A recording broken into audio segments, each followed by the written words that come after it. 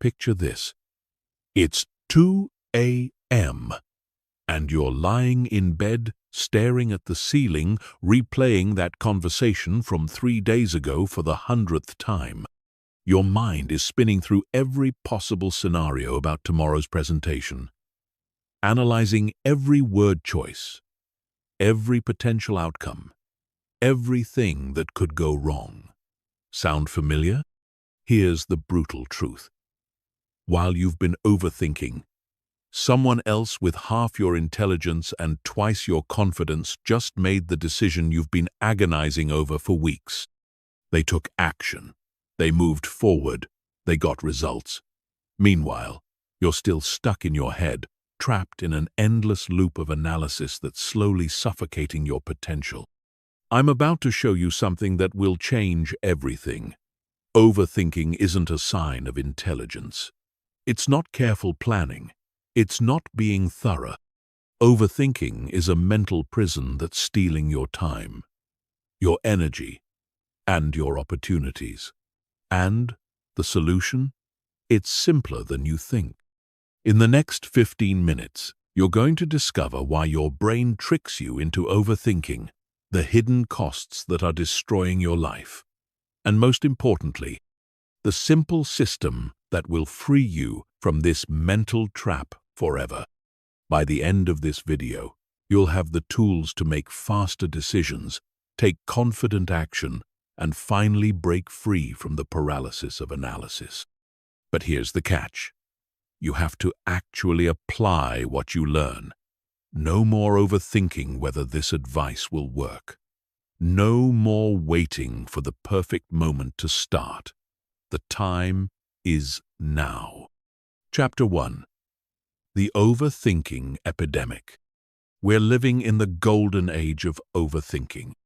Never before in human history have we had access to so much information, so many options, so many voices telling us what we should do, how we should think, what we should choose, and it's paralyzing us. Your great-grandfather didn't overthink whether to ask someone on a date. He just did it. Your grandmother didn't spend 3 hours researching the perfect restaurant for dinner. She cooked what was available. They didn't have the luxury of infinite choice, and ironically, that made them more decisive, more action-oriented, more successful in many ways. But here's what's really happening in your brain when you overthink. You're activating what neuroscientists call the default mode network. This is the part of your brain that becomes active when you're not focused on the outside world and your mind is wandering. It's the voice in your head that never stops talking, analyzing, worrying, planning. The problem is that this network was designed for a different world. Thousands of years ago, when our ancestors faced a rustling bush, overthinking could save their lives. Is it a predator? Is it the wind? Should I run or investigate? That careful analysis was the difference between survival and death. But in today's world, that same mechanism is working against you.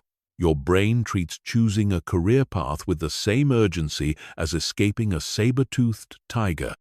It floods you with cortisol, activates your fight-or-flight response, and keeps you in a state of chronic stress and indecision. Here's the shocking reality. The average person makes about 35, 0 decisions per day. From what to wear to what to eat, from which route to take to work, to what to watch on Netflix. And if you're overthinking even a fraction of these decisions, you're burning through your mental energy faster than a sports car burns through gasoline. This is called decision fatigue, and it's why successful people like Steve Jobs wore the same outfit every day, why Barack Obama only wore blue or gray suits as president, why Mark Zuckerberg has a closet full of identical gray t-shirts. They understood something that most people don't. Your willpower and decision-making ability are finite resources. Every time you overthink a small decision, you're depleting the mental energy you need for the big ones. You're essentially choosing to be tired, stressed, and indecisive about the things that actually matter because you wasted your cognitive resources worrying about things that don't. But it gets worse. Overthinking doesn't just drain your energy, it actually makes you worse at making decisions. When you overanalyze, you start to doubt information that was perfectly clear before. You begin to see problems that don't exist, create obstacles that aren't there, and convince yourself that simple solutions are somehow inadequate. This is why your first instinct is often your best instinct. Your subconscious mind processes information incredibly quickly, drawing on years of experience and pattern recognition to give you an immediate gut feeling. But then your conscious mind steps in with its need to analyze everything, and suddenly what was clear becomes cloudy. The most successful people in the world aren't the smartest, they're the most decisive. They understand that a good decision made quickly is almost always better than a perfect decision made too late. They know that you can course correct along the way, but you can't make progress while you're standing still. Think about the last major opportunity you missed because you overthought it. Maybe it was a job offer you analyzed to death until the position was filled by someone else. Maybe it was an investment opportunity you researched so thoroughly that by the time you were ready to act, the moment had passed. Maybe it was asking someone out, starting a business, moving to a new city, or taking any kind of meaningful risk. Now think about how you felt afterward. Regret, right? Not because you made the wrong decision, but because you didn't make any decision at all. You let overthinking steal your opportunity, your confidence, your momentum. This epidemic of overthinking is creating a generation of smart, capable people who are paralyzed by their own intelligence. They know too much, consider too many variables, see too many potential outcomes. They're like chess grandmasters trying to calculate every possible move in a game where the rules keep changing. Chapter 2. The Neuroscience of Mental Paralysis. Let's dive deep into what's actually happening in your brain when you get stuck in overthinking mode. Understanding the neuroscience will help you recognize when it's happening and give you the power to interrupt the pattern. When you start overthinking, your brain activates several key regions simultaneously. The prefrontal cortex, responsible for executive function and planning, goes into overdrive. It's like having a computer with too many programs running at once. Everything slows down, gets glitchy, and eventually freezes. At the same time, your anterior cingulate cortex, which processes emotions and monitors for conflicts, starts firing rapidly. This is the part of your brain that notices when things don't feel right, when there's uncertainty, when you're facing a potential threat to your ego or well-being. It's essentially your internal alarm system, and when you overthink, it gets stuck in the on position. Meanwhile, your amygdala, the brain's fear center, begins releasing stress hormones like cortisol and adrenaline. These chemicals were designed to help you respond quickly to immediate physical threats. But when they're triggered by mental scenarios that may never happen, they create a state of chronic anxiety and hypervigilance. Here's where it gets really interesting. When your brain is in this overthinking state, it actually starts to form new neural pathways that reinforce the pattern. Every time you choose to analyze instead of act, you're literally rewiring your brain to be more indecisive in the future. It's like creating a mental rut that gets deeper every time you drive through it. This is why overthinking becomes addictive. Your brain starts to believe that more analysis equals better outcomes, even though research consistently shows the opposite. Studies have found that people who trust their gut instincts make better decisions than those who extensively deliberate, especially in complex situations with multiple variables. One of the most fascinating studies on this topic was conducted by researchers at the University of Amsterdam. They had participants choose between different cars based on multiple attributes.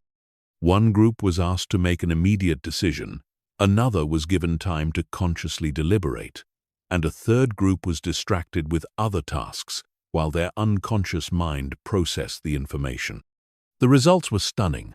The group that was distracted and couldn't consciously overthink the decision actually made the best choices. Their unconscious minds were able to weigh all the factors without getting bogged down in analysis paralysis. This happens because your unconscious mind can process vastly more information than your conscious mind.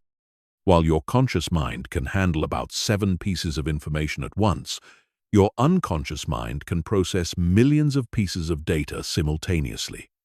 It's like comparing a calculator to a supercomputer. But here's the kicker.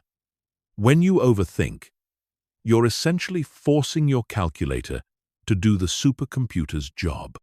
You're taking a system that's designed for rapid, intuitive processing and trying to make it work like a slow, methodical analyzer. It's no wonder you feel mentally exhausted and confused. The overthinking brain also exhibits something called temporal discounting dysfunction. This is a fancy way of saying that when you're stuck in analysis mode, you become terrible at weighing immediate costs against future benefits. You start to overvalue minor risks and undervalue major opportunities. For example, you might spend weeks researching the perfect time to start investing, worried about market volatility and potential losses, while completely ignoring the massive opportunity cost of not investing at all. Your overthinking brain becomes so focused on avoiding small, immediate risks that it blinds you to large, long-term consequences. Neuroimaging studies show that overthinkers have increased activity in what's called the default mode network, a collection of brain regions that become active when you're not focused on the outside world. This network includes the medial prefrontal cortex, posterior cingulate cortex, and angular gyrus. And when it's overactive, it creates that constant mental chatter that never seems to stop. People with anxiety and depression often show hyperactivity in this network, which explains why overthinking is so closely linked to these conditions.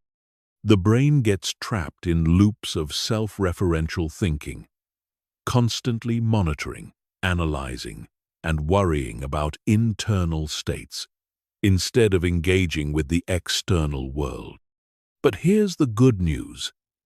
Neuroplasticity means your brain can change. Just as you've trained your brain to overthink through repetition, you can train it to be more decisive through different kinds of repetition. Every time you catch yourself overthinking and choose to take action instead, you're building new neural pathways that support quick, confident decision-making.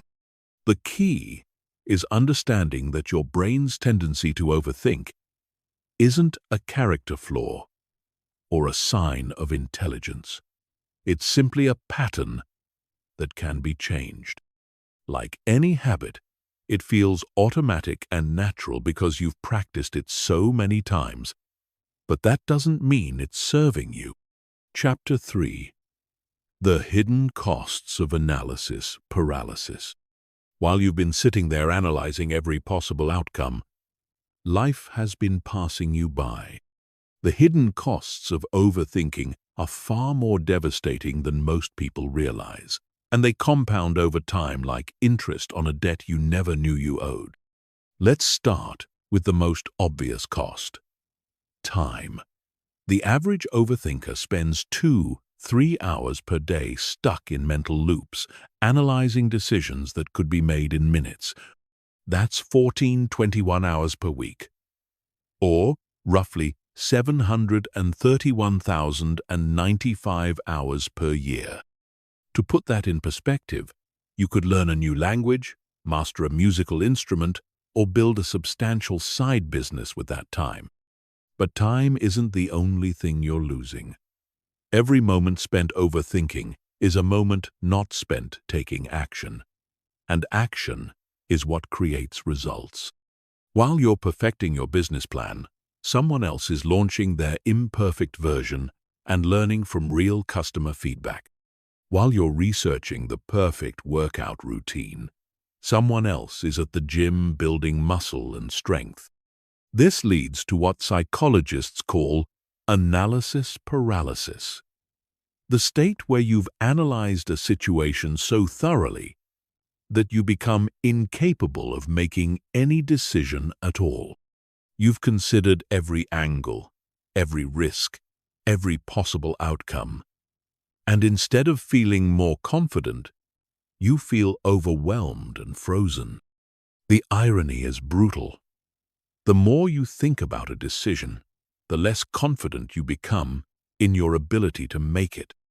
This happens because overthinking activates your brain's error detection system, which starts to find problems and inconsistencies that weren't apparent before.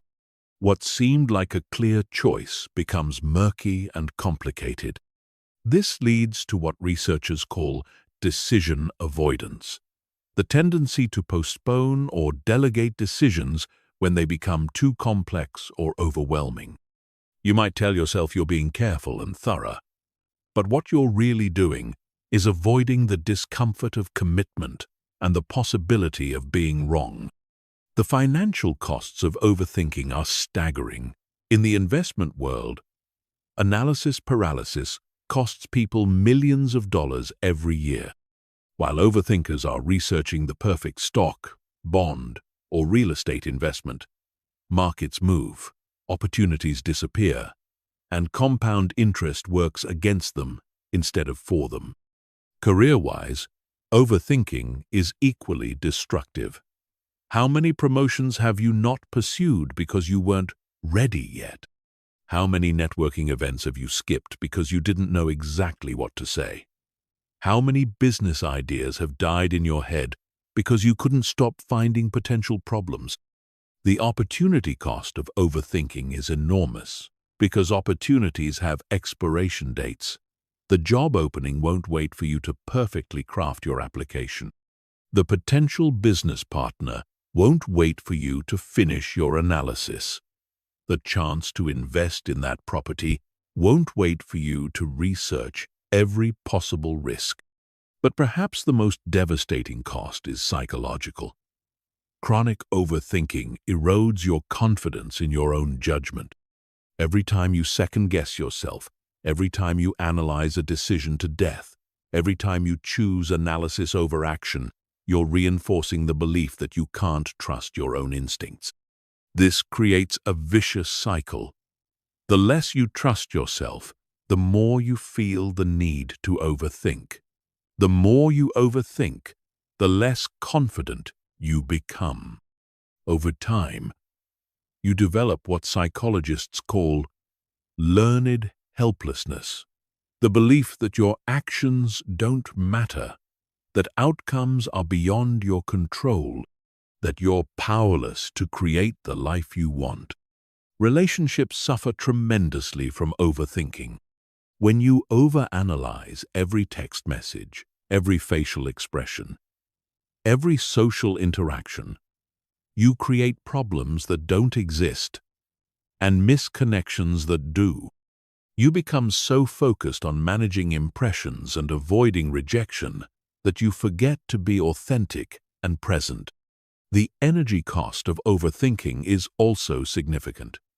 Your brain uses about 20% of your body's total energy, and when it's stuck in overdrive, that percentage increases dramatically. This is why a day of overthinking can leave you feeling more exhausted than a day of physical labor. You're literally burning yourself out without producing anything of value. Creativity and innovation are casualties of overthinking as well. When your mind is constantly analyzing and critiquing, there's no space for new ideas to emerge. You become so focused on what's practical, safe, and logical that you lose touch with what's possible, exciting, and revolutionary. The health impacts are real too. Chronic overthinking triggers the same stress response as real physical threats, flooding your system with cortisol and adrenaline.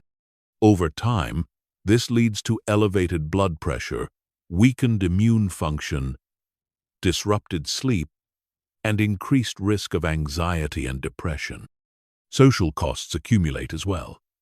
Overthinkers often become boring conversationalists because they're so focused on saying the right thing that they say nothing interesting at all. They miss out on spontaneous adventures, last-minute opportunities, and the kind of experiences that create lasting memories and deep connections. Perhaps most tragically, overthinking robs you of the present moment. While your mind is spinning through past regrets and future worries, life is happening right now. You miss sunsets because you're worried about tomorrow's weather. You miss conversations because you're analyzing what you should say next. You miss opportunities for joy because you're focused on potential problems. The compound effect of these costs is staggering. Small decisions that could be made in seconds stretch into hours. Simple opportunities become complex problems. Clear paths become maze-like puzzles. And slowly, over months and years, overthinking transforms capable, intelligent people into hesitant, anxious, paralyzed versions of themselves. Chapter 4. Why your brain tricks you into overthinking. Your brain isn't trying to sabotage you when it falls into overthinking patterns. In fact, it's trying to protect you using mechanisms that were perfectly adapted for a world that no longer exists. Understanding why your brain defaults to overthinking will help you recognize when it's happening and give you the compassion to change the pattern without fighting against your own nature. The primary culprit is what evolutionary psychologists call the better safe than sorry principle. For millions of years, our ancestors survived by being cautious, by thinking through potential threats, by considering what could go wrong before taking action. The humans who rushed into unknown situations without analysis often didn't live long enough to pass on their genes. This cautious mindset served us well when the stakes were literally life and death. If you heard a noise in the bushes, it was better to spend time analyzing whether it was a predator than to ignore it and potentially become someone's dinner. If you were considering eating an unknown plant, extensive deliberation could save you from poisoning. But here's the problem. Your ancient brain doesn't distinguish between choosing a restaurant for dinner and escaping from a saber-toothed tiger. Both situations trigger the same analytical processes, the same caution mechanisms, the same tendency to consider every possible negative outcome. Modern life has created what researchers call a threat detection malfunction. Your brain's early warning system, which was calibrated for physical dangers that appeared suddenly and required immediate response, is now constantly activated by abstract, future-oriented concerns that may never actually materialize. When you're lying in bed worrying about a presentation next week, your brain is responding as if the audience is already there, judging you, waiting to pounce on your mistakes. When you're analyzing whether to ask someone on a date, your brain is treating potential rejection like a physical attack on your survival. This is compounded by what psychologists call the negativity bias, your brain's tendency to focus more on potential losses than potential gains. Studies show that people feel the pain of losing 100 more intensely than the pleasure of gaining 100. This bias made sense when resources were scarce and losing anything could mean starvation. But in today's abundant world, it often prevents us from taking beneficial risks. Your brain also has a built-in completion tendency. It wants to resolve open loops and answer unanswered questions.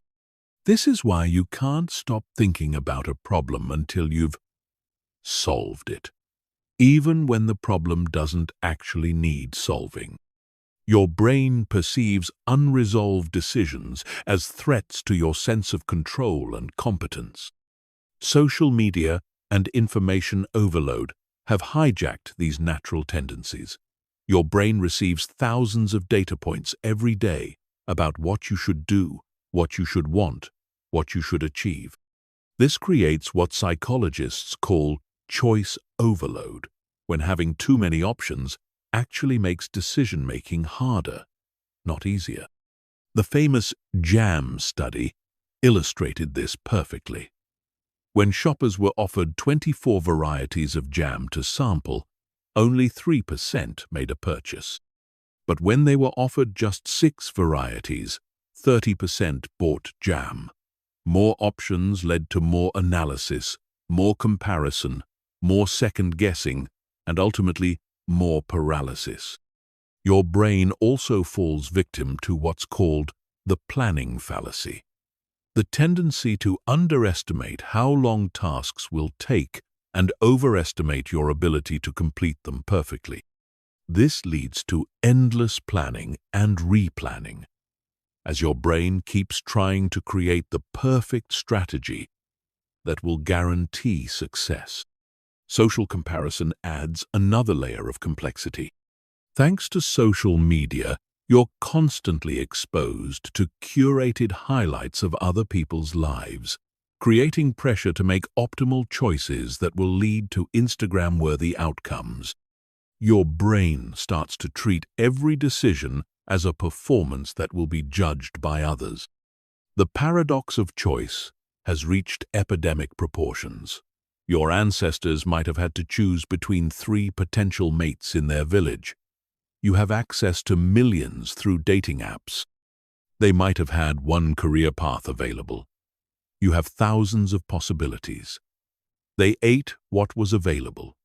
You have infinite restaurant options, dietary philosophies, and nutrition advice to consider. Your brain's pattern-matching system, which once helped you recognize dangerous situations based on limited information, now gets overwhelmed by the complexity of modern decisions. It keeps searching for patterns and precedents that don't exist, trying to apply simple heuristics to complex, unprecedented situations. Fear of regret plays a massive role in overthinking. Your brain has learned that making the wrong choice leads to emotional discomfort, so it tries to prevent regret by analyzing every possible outcome. But this creates a paradox. The fear of making the wrong choice often prevents you from making any choice at all, which guarantees the regret you are trying to avoid. The availability heuristic causes your brain to overweight recent or memorable information when making decisions. If you recently heard about someone's business failing, your brain will overestimate the likelihood of your own business failing. If you saw a news story about a plane crash, your brain will overestimate the dangers of flying, even though statistically you're much more likely to be injured driving to the airport. Perfectionism compounds all of these tendencies. Your brain starts to believe that there's one right answer to every question, one optimal choice in every situation. This creates impossible standards and endless analysis as you search for a perfect solution that probably doesn't exist. The confirmation bias kicks in during extended analysis periods. Your brain starts to seek information that confirms your existing fears or doubts while ignoring evidence that supports taking action. If you're scared of starting a business, you'll find every article about business failures while somehow missing all the success stories. Understanding these mechanisms isn't about judging your brain or trying to override its natural tendencies. It's about recognizing when these protective systems are working against you in modern contexts and developing strategies to work with your brain's nature while still taking decisive action. Chapter 5. The Illusion of Productive Thinking. Here's the most dangerous lie your brain tells you about overthinking: that it's productive. That all that mental spinning, analyzing, and planning is actually accomplishing something valuable. that you're being responsible, thorough, and intelligent by considering every angle before taking action. This illusion is so convincing that many overthinkers wear their analysis paralysis like a badge of honor. They tell themselves they're being careful, strategic, or thoughtful. They look at people who make quick decisions and judge them as impulsive, reckless, or shallow. But the research tells a completely different story. Studies consistently show that excessive deliberation leads to worse outcomes, not better ones. When researchers track decision quality over time, they find that people who trust their initial instincts and act quickly generally achieve better results than those who analyze extensively before acting. Why does this happen? Because thinking and doing activate completely different parts of your brain. When you're thinking about riding a bicycle, you use your prefrontal cortex to analyze balance, speed, and steering. But when you're actually riding a bicycle, you use your cerebellum and motor cortex to execute smooth, automatic movements. The thinking brain and the doing brain operate on entirely different systems. The same principle applies to every area of life. You can think about having a conversation with someone for hours, planning what you'll say, anticipating their responses, rehearsing your reactions. But the actual conversation will unfold based on real-time social cues, emotional dynamics, and spontaneous moments that no amount of pre-planning can predict. This is why the most charismatic people aren't the ones who plan out every word. They're the ones who stay present and respond authentically to whatever emerges.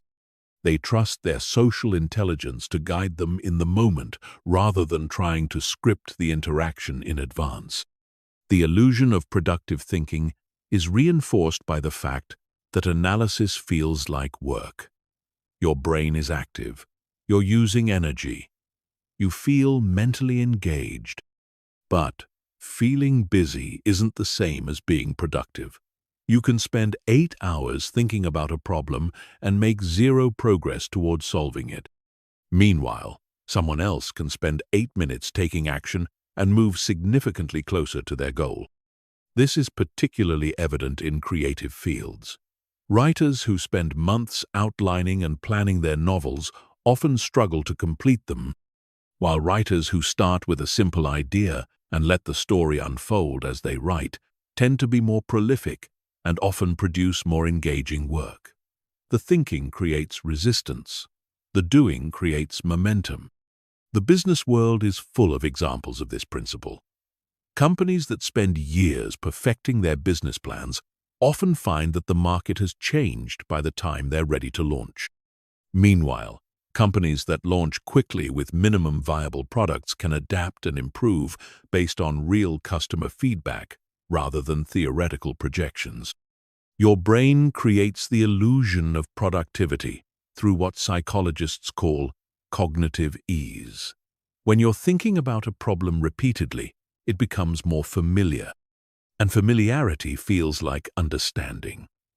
You start to believe you know more about the situation than you actually do, simply because you've thought about it so much. This false confidence can be dangerous because it makes you feel prepared for situations you've never actually experienced. You might think you know how you'll perform in a job interview because you've rehearsed it mentally dozens of times. But mental rehearsal is fundamentally different from real-world performance under pressure. The planning fallacy demonstrates this perfectly.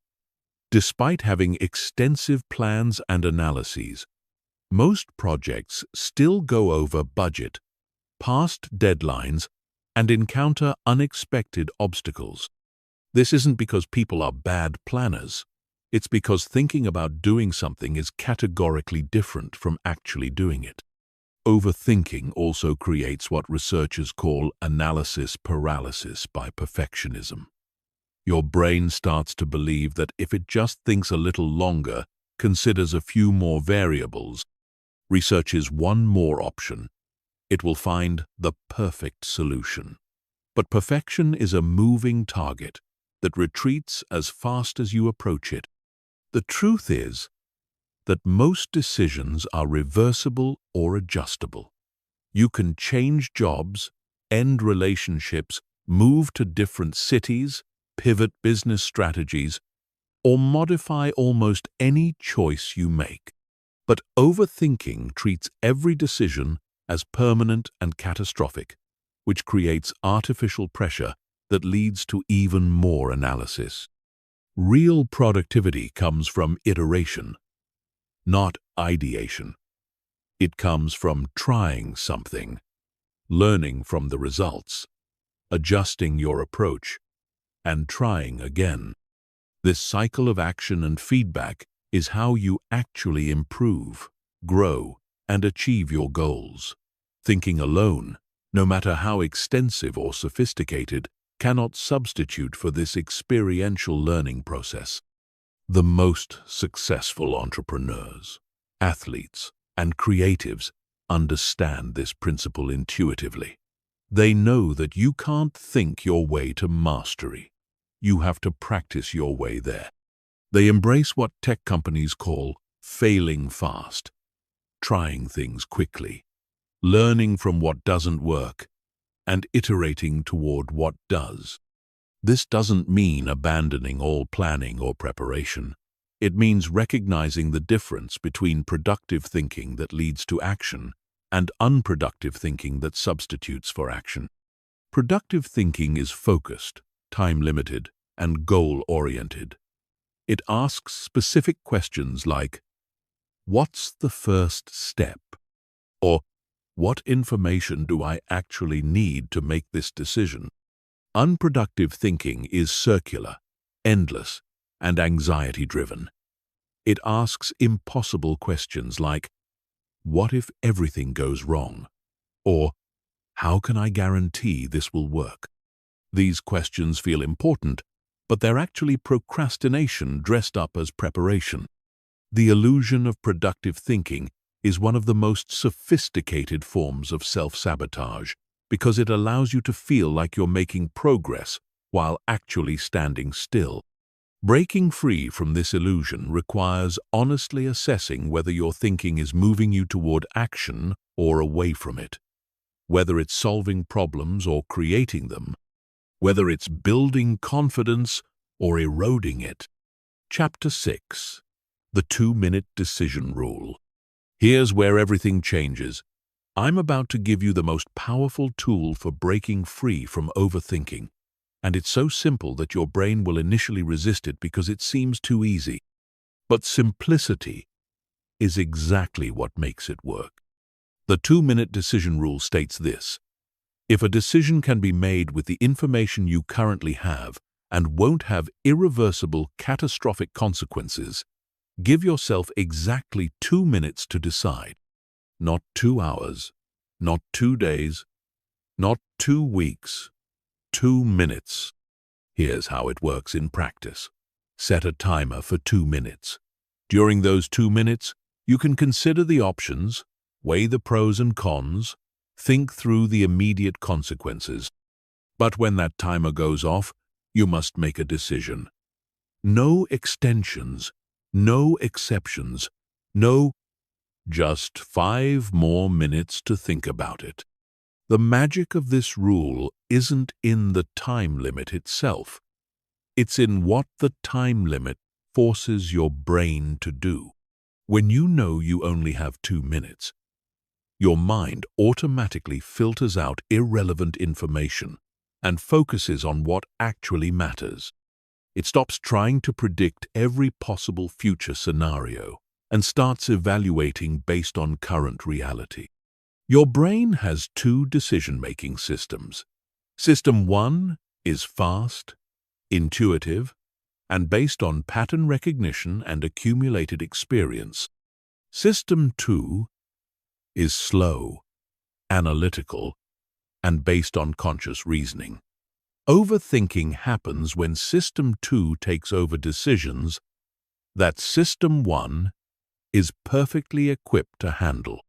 The 2-minute rule forces you to rely more on System 1, which is actually superior for most life decisions.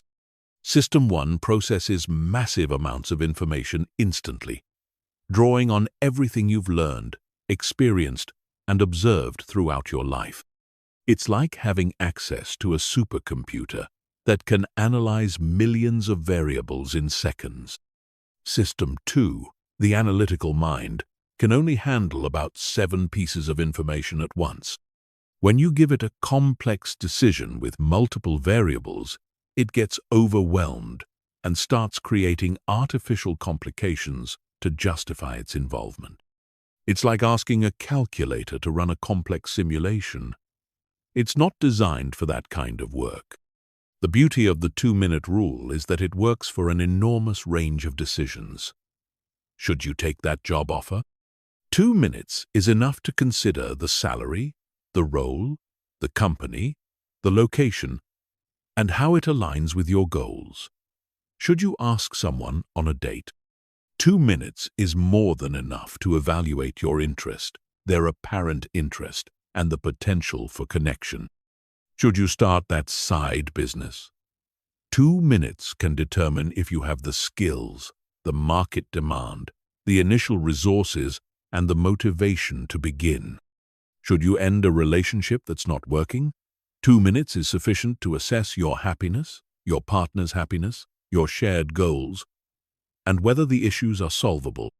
But here's what separates successful people from chronic overthinkers. They understand that most decisions are not permanent. If you take a job and it's not the right fit, you can find another job. If you ask someone out and they say no, you can ask someone else. If you start a business and it doesn't work, you can start a different business or go back to employment. The fear of making the wrong decision is almost always disproportionate to the actual consequences of that decision. Your brain treats choosing a restaurant like a life or death scenario. But in reality, the worst-case scenario is a mediocre meal and the loss of an hour and some money. These consequences are so minor that spending more than 2 minutes deciding is objectively irrational. Even bigger decisions rarely have the catastrophic consequences your overthinking brain imagines. Moving to a new city? If you don't like it, you can move again. Changing careers? Most people change careers multiple times throughout their lives. Getting married? Divorce exists. And while it's not ideal, it's not the end of the world either. The 2-minute rule also eliminates decision avoidance. When you know you have to decide in 2 minutes, you can't postpone the decision indefinitely. You can't wait for more information, more time, or more certainty. You have to work with what you have right now, which is almost always sufficient for making a good decision. This rule forces you to distinguish between decisions that matter and decisions that don't. If you can't decide something in 2 minutes, ask yourself, is this decision actually important enough to warrant extended analysis? Or am I overthinking something that will have minimal impact on my life? Most of the decisions we agonize over fall into the second category. What to wear to work, what to have for lunch, which movie to watch, what to post on social media. These micro-decisions consume enormous amounts of mental energy despite having virtually no impact on our long-term well-being or success. The 2-minute rule also builds decision-making confidence. Every time you make a quick decision and survive the consequences, which you almost always will, you prove to yourself that extensive analysis isn't necessary. You start to trust your judgment, your instincts, your ability to handle whatever results from your choices. Start implementing this rule immediately with low-stakes decisions. When you're choosing what to eat for lunch, set a 2-minute timer and decide. When you're picking something to watch on Netflix, give yourself 2 minutes max. When you're deciding whether to go to a social event, 2 minutes is plenty. As you build confidence with small decisions, Gradually apply the rule to bigger ones. The key is to start where the stakes are low, so you can prove to yourself that quick decisions don't lead to disaster. In fact, you'll likely find that your quick decisions are just as good as, and often better than, your extensively analyzed ones. Remember, the goal isn't to make perfect decisions. The goal is to make good enough decisions quickly, so you can spend your time and energy implementing those decisions rather than endlessly reconsidering them. Action beats analysis every single time. The 2-minute rule will feel uncomfortable at first because it goes against everything your overthinking brain believes about decision-making. Your brain will insist that important decisions require more time, more analysis, more consideration. But your brain is wrong. Most decisions require more action, not more thought. Chapter 7. The 80% Rule and Good Enough Decision-Making. Perfectionism is the fuel that powers the overthinking engine. Your brain becomes convinced that there's one optimal choice in every situation. One perfect path forward. One ideal outcome that can be achieved if you just analyze long enough and hard enough. This pursuit of perfection is what keeps you stuck, paralyzed, and perpetually dissatisfied with your decisions. The 80% rule offers a radical alternative. Make decisions when you have 80% of the information you think you need, and you're 80% confident in your choice. Don't wait for 100% certainty, because it doesn't exist. Don't hold out for perfect information, because you'll never have it. Don't demand guarantees, because life doesn't offer them. This rule is based on a fundamental truth that overthinkers struggle to accept.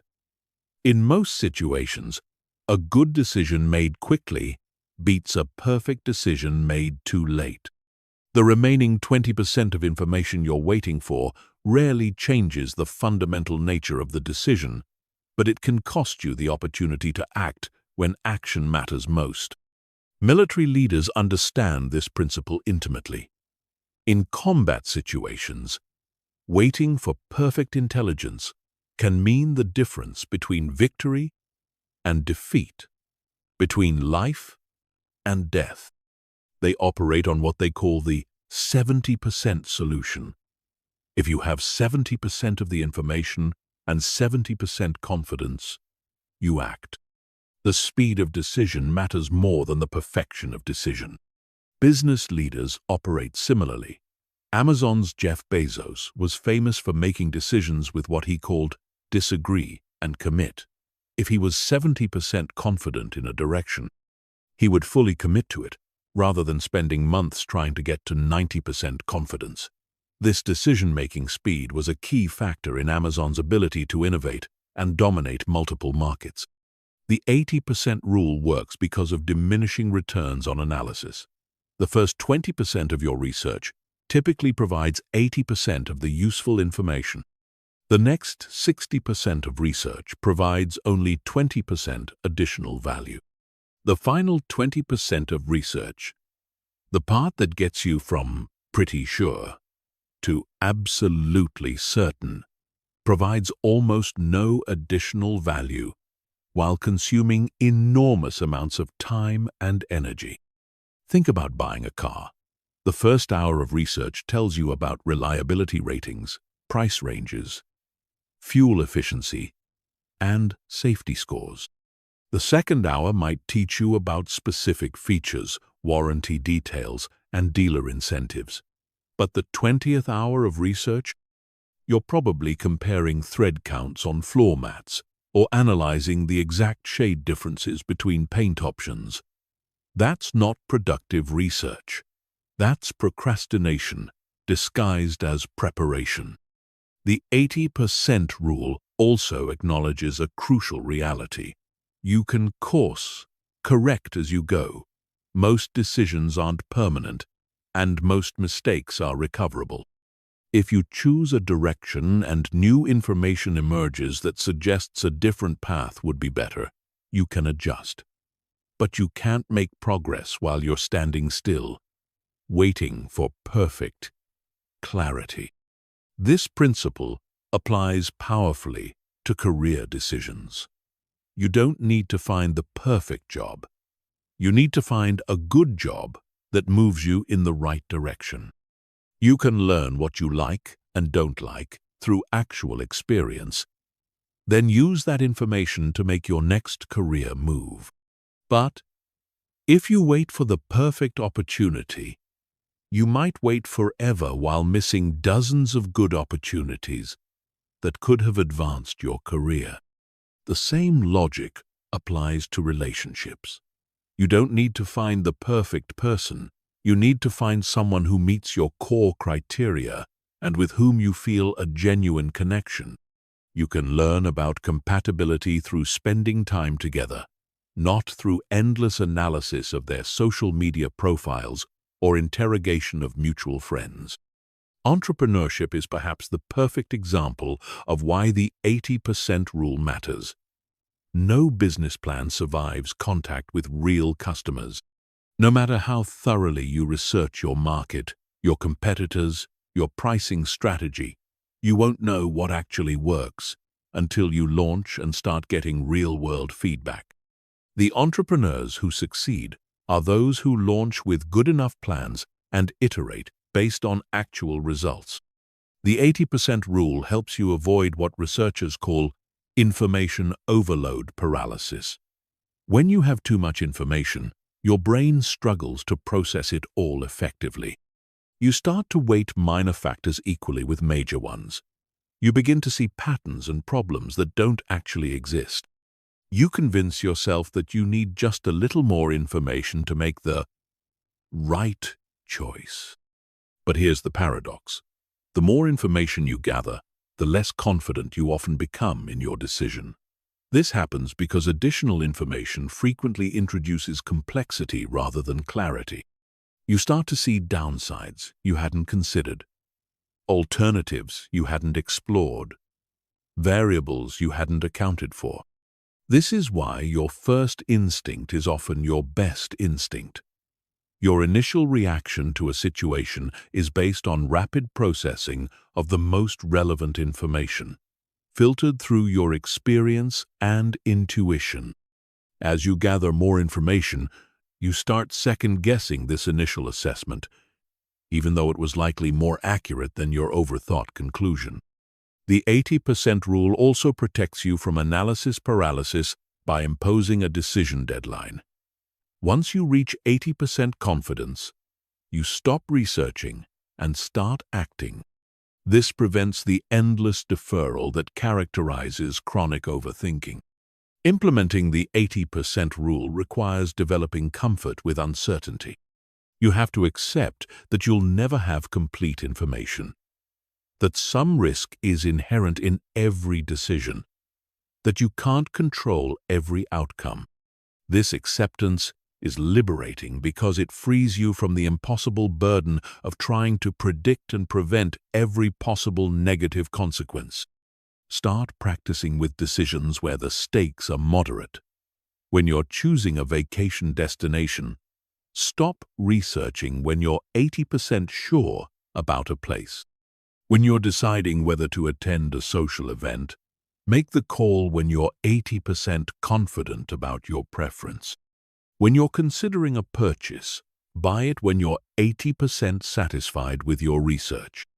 The key is to recognize the difference between useful information and information gathering as procrastination. Useful information directly impacts your decision. Procrastination information is just more data that makes you feel busy without actually moving you closer to a choice. Remember, the goal isn't to be right 100% of the time. That's impossible. The goal is to be right often enough that your quick decisions create better outcomes than your slow ones. And research consistently shows that people who make faster decisions with less information often achieve better results than those who analyze extensively before acting. The 80% rule teaches you to trust yourself, to value speed over perfection, and to embrace the iterative nature of life. You make the best decision you can with the information you have, then adjust course as new information emerges. This approach leads to faster progress, less stress, and surprisingly better outcomes than the perfectionist alternative. Chapter 8.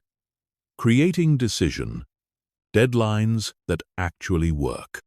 One of the most insidious aspects of overthinking is how it creates the illusion of productivity while actually preventing progress. You tell yourself you're still deciding or gathering more information, but what you're really doing is avoiding the discomfort of commitment. Decision deadlines cut through this self-deception by forcing action within a specific time frame. But not all decision deadlines work. Most people set arbitrary deadlines that their brains don't take seriously. Or they set unrealistic deadlines that create stress without promoting good decision-making. Effective decision deadlines have specific characteristics that make them psychologically compelling and practically useful. First, effective deadlines are tied to external consequences, not just internal preferences. If you tell yourself you'll decide about a job offer by the end of the week, your brain knows there's no real consequence for missing that deadline. But if the job offer expires at 5 p.m. on Friday, your brain treats that as a hard boundary that must be respected. This is why artificial scarcity works so effectively in marketing. When a sale is ending at midnight, when there are only 3 items left in stock, when an offer is available for the next 24 hours only, your brain shifts into decision mode. It stops analyzing and starts choosing because the window of opportunity is closing. You can create this same urgency for your own decisions by tying them to real external deadlines. If you're trying to decide whether to take a class, register by the early deadline to save money. If you're considering a career change, apply for jobs before the application deadlines close. If you're thinking about moving to a new city, book apartment viewings for a specific weekend trip. Second, effective deadlines are short enough to prevent overthinking but long enough to allow adequate consideration. For most personal decisions, this sweet spot is between 24 hours and 1 week. Shorter deadlines don't give you enough time to gather essential information. Longer deadlines give your brain too much time to spiral into analysis paralysis. The key is calibrating the deadline to the importance and complexity of the decision. Choosing a restaurant for dinner tonight gets a 15-minute deadline. Deciding whether to accept a job offer gets a 3-day deadline. Choosing whether to buy a house gets a 1-week deadline. The more important the decision, the longer the deadline, but never longer than necessary for adequate consideration. Third, effective deadlines include specific trigger points that move you from analysis to action. These are predetermined criteria that automatically shift you into decision mode. For example, I'll research vacation options for 2 hours, then book whichever destination seems most appealing. Or, I'll consider this relationship for 1 month, then decide whether to commit or end it. These trigger points prevent the endless deferral that characterizes overthinking. Your brain can't keep moving the goalposts because you've already defined what constitutes sufficient analysis. Once you hit the trigger point, you're committed to deciding regardless of whether you feel ready.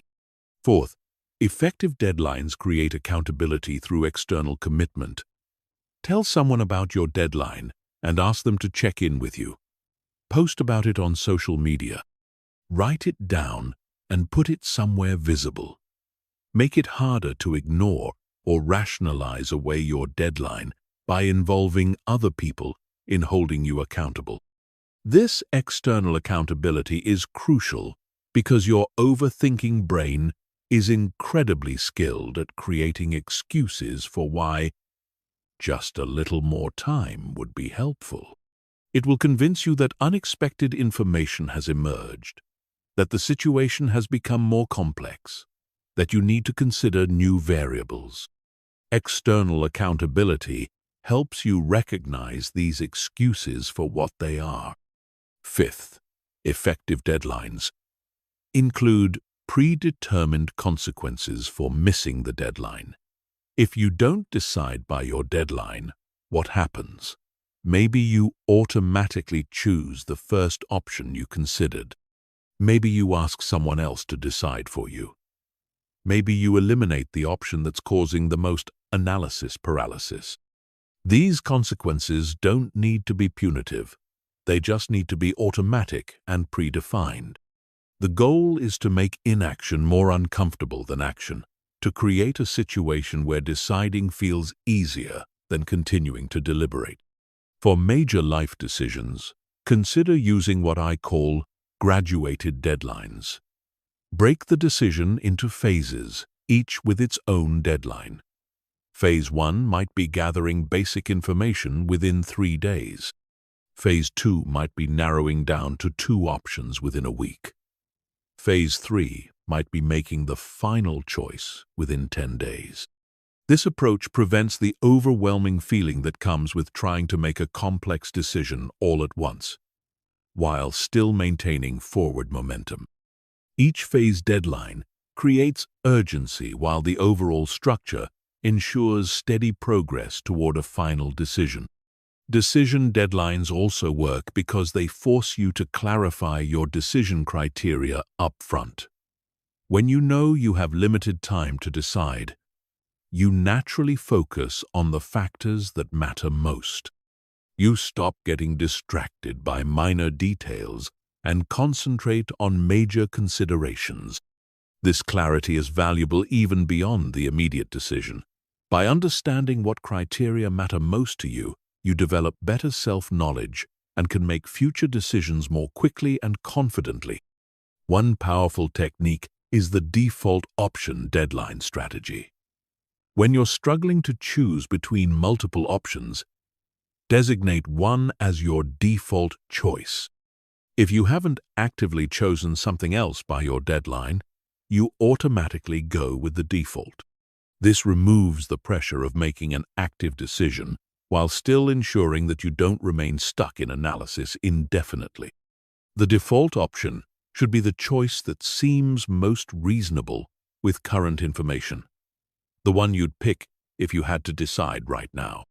This approach acknowledges that sometimes the best decision is simply making any decision and moving forward. For decisions that seem impossibly complex, try the elimination deadline approach. Instead of trying to choose the best option, focus on eliminating the worst options by specific deadlines. Day 1. Eliminate any options that don't meet your basic requirements.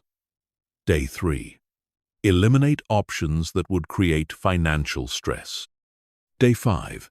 Eliminate options that don't align with your long-term goals. This process of elimination often leaves you with one clear choice, or at least narrows the field enough that the final decision becomes much easier. Remember, the purpose of decision deadlines isn't to force you into bad choices. It's to prevent the perfect from being the enemy of the good. Deadlines help you recognize when you have sufficient information to make a reasonable decision and prevent you from falling into the trap of endless analysis. Most importantly, decision deadlines help you develop decision-making confidence. Every time you make a deadline and follow through, you prove to yourself that you can make good choices quickly. This builds the trust in your own judgment that's essential for breaking free from overthinking patterns. Chapter 9. The Action. First, mindset. Everything changes when you flip the script from think, then act, to act, then think. The action First mindset is perhaps the most radical departure from traditional decision-making advice, but it's also the most effective way to break free from analysis paralysis and start creating real results in your life. The traditional approach teaches us to plan extensively before taking any action. Think through every possibility, consider every outcome, research every option, then act only when you're certain of success. This sounds reasonable, but it's based on a fundamental misunderstanding of how learning and progress actually work. Real learning happens through experience, not analysis. You can read every book about swimming, watch every instructional video, study every technique, but you won't actually know how to swim until you get in the water and start moving. The same principle applies to every meaningful skill and life decision. The action-first mindset recognizes that action generates information that thinking alone cannot provide. When you start before you're ready, when you begin before you feel prepared, when you act despite uncertainty, you gain access to feedback, data, and insights that no amount of pre-planning could have revealed. This is why minimum viable products are so powerful in business. Instead of spending months or years perfecting a product based on theoretical customer needs, companies launch basic versions quickly and improve them based on real customer feedback. This approach consistently produces better results than extensive upfront planning. The same strategy works for personal decisions. Instead of spending months researching the perfect career path, start taking small actions in directions that interest you. Volunteer in that field. Take a relevant class. Interview people who do that work. Shadow someone for a day. These actions will teach you more about whether it's the right fit than any amount of abstract research. The action-first mindset also leverages what psychologists call implementation intention.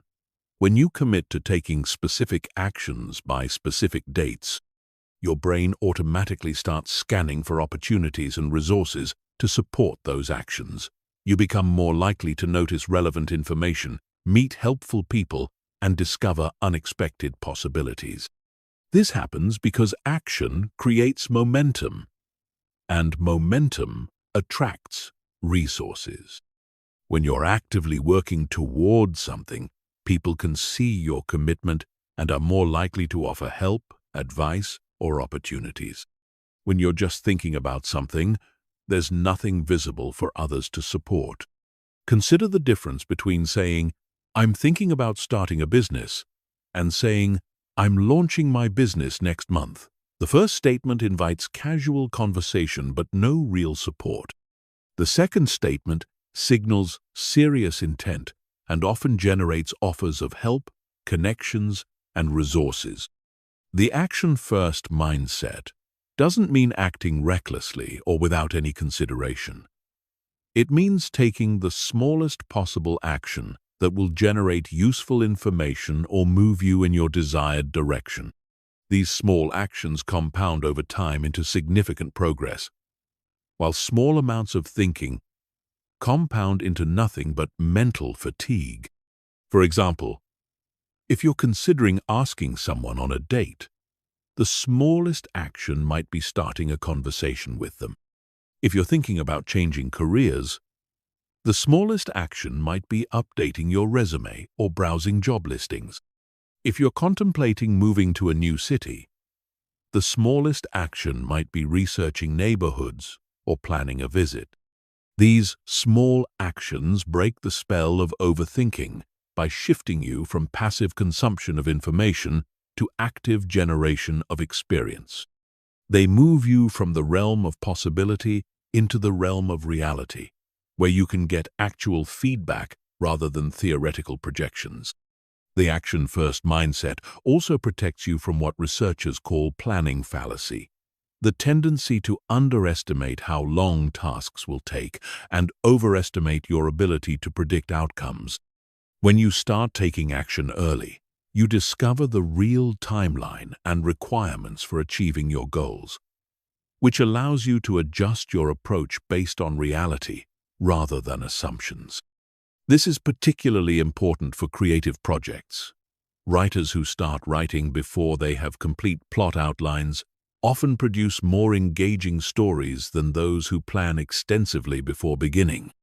The act of writing reveals character motivations, plot possibilities, and thematic elements that couldn't be discovered through planning alone.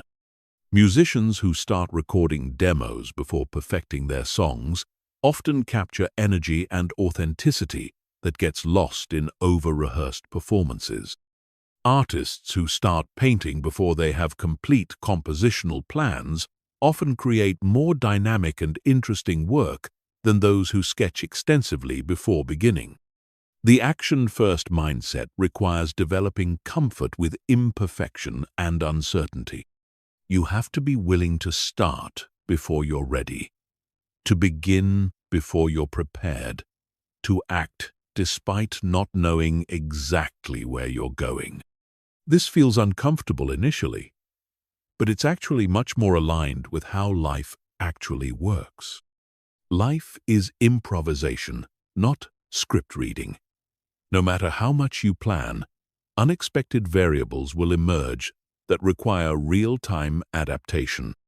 The action-first mindset prepares you for this reality by giving you practice at responding to circumstances as they unfold, rather than trying to predict and control every outcome in advance. One powerful technique for implementing the action-first mindset is what I call micro-commitments. Instead of making large commitments that feel overwhelming, make tiny commitments that feel manageable, but still move you forward. Commit to writing one paragraph, making one phone call, sending one email, taking one class. These micro-commitments are easy to fulfill, which builds confidence and momentum. They also generate small amounts of feedback and progress, which accumulate over time into significant results. Most importantly, they break the pattern of analysis paralysis by requiring action instead of endless consideration. Another key technique is time boxing your thinking. Give yourself a specific, limited amount of time to consider a decision or plan a project. Then take action, regardless of whether you feel ready. You might spend 30 minutes researching restaurants, then pick one and make a reservation. You might spend 2 hours planning a business idea, then register a domain name and start building a website.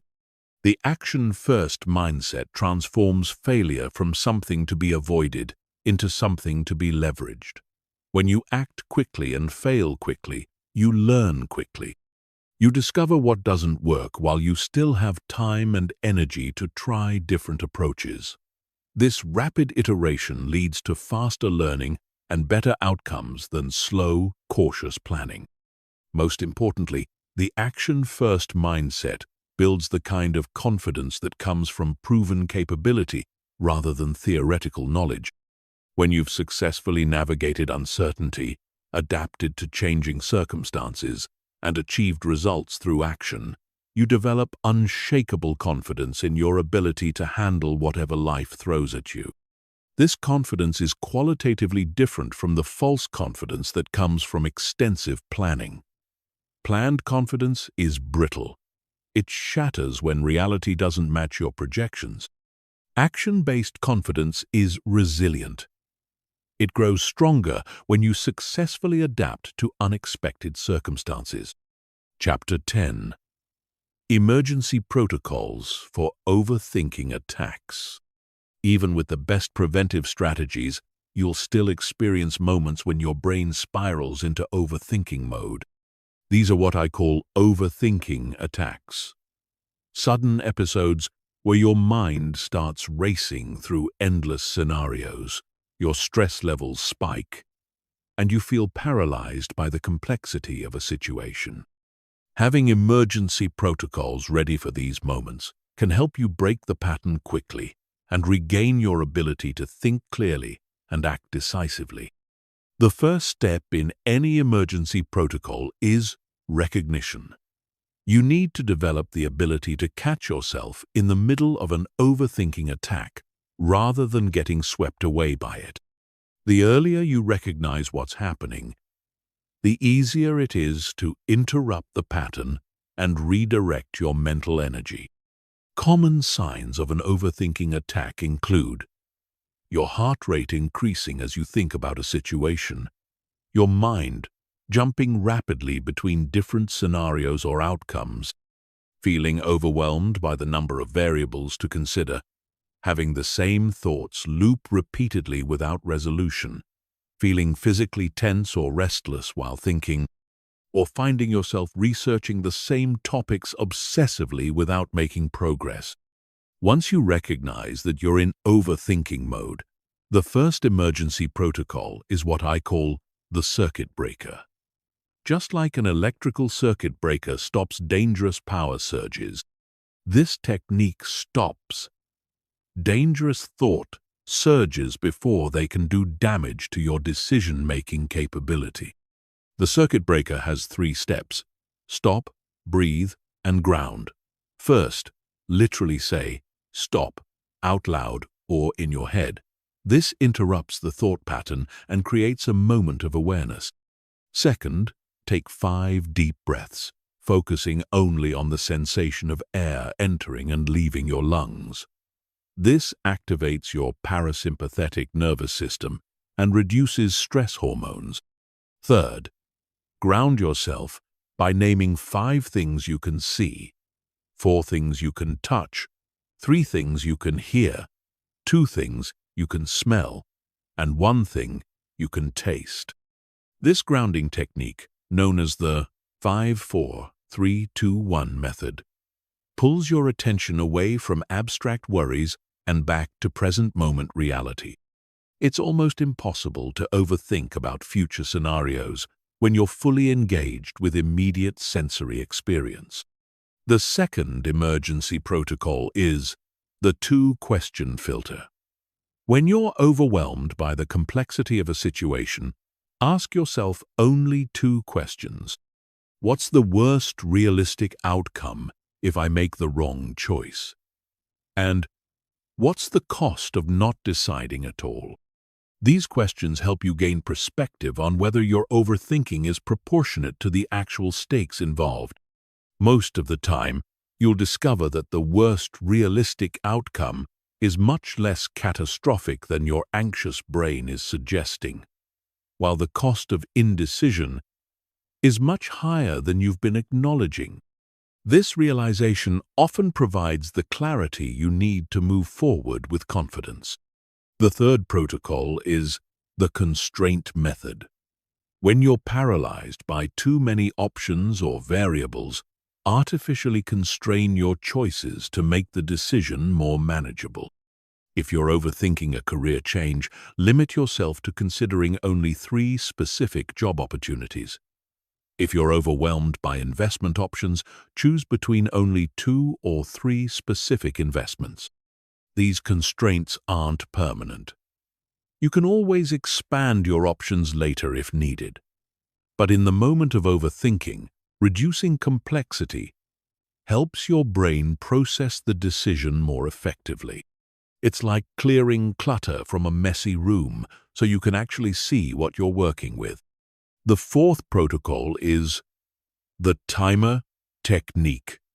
Set a timer for 10 minutes and allow yourself to think about the situation intensively during that time. Write down every concern, every option, every potential outcome that comes to mind. Don't try to solve anything. Just capture all the thoughts that are swirling around in your head. When the timer goes off, stop thinking and start acting. Pick the first reasonable option from your list and take 1 small step toward it.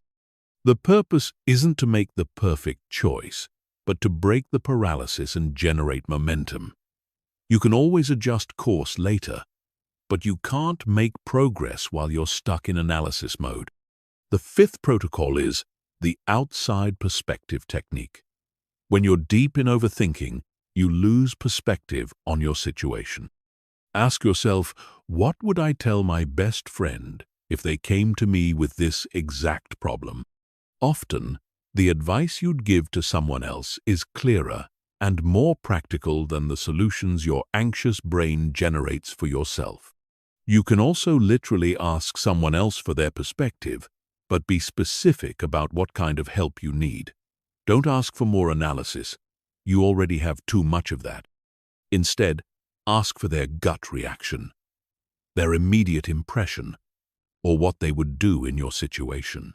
Fresh perspectives can cut through the mental fog that clouds your own judgment. The sixth protocol is the deadline declaration. When you catch yourself in an overthinking loop, publicly declare a deadline for making the decision. Tell someone else when you're going to decide, post it on social media, or write it down somewhere visible. This external commitment creates accountability that makes it harder to continue deferring the decision indefinitely. Make the deadline short enough to prevent further overthinking but long enough to feel reasonable. For most personal decisions, 24 to 48 hours is appropriate. For smaller decisions, a few hours or even minutes might be sufficient. The seventh protocol is the energy redirect. Overthinking burns enormous amounts of mental energy without producing useful results. When you catch yourself spinning, immediately redirect that energy toward physical action. Go for a walk, do jumping jacks, clean your room, organize your desk, or engage in any activity that requires physical movement and attention. This serves multiple purposes. It interrupts the thought pattern. It burns off stress hormones through physical activity. It often provides mental clarity through the meditative aspects of repetitive tasks. And it gives you a sense of accomplishment and control that counters the helplessness of analysis paralysis. The eighth protocol is the worst-case planning. Sometimes overthinking persists because your brain is genuinely worried about potential negative outcomes. Instead of trying to suppress these worries, address them directly by creating a concrete plan for handling your worst-case scenario. Spend 15 minutes writing out exactly what you would do if your feared outcome actually occurred. How would you handle it? What resources would you use? Who would you ask for help? What would your next steps be?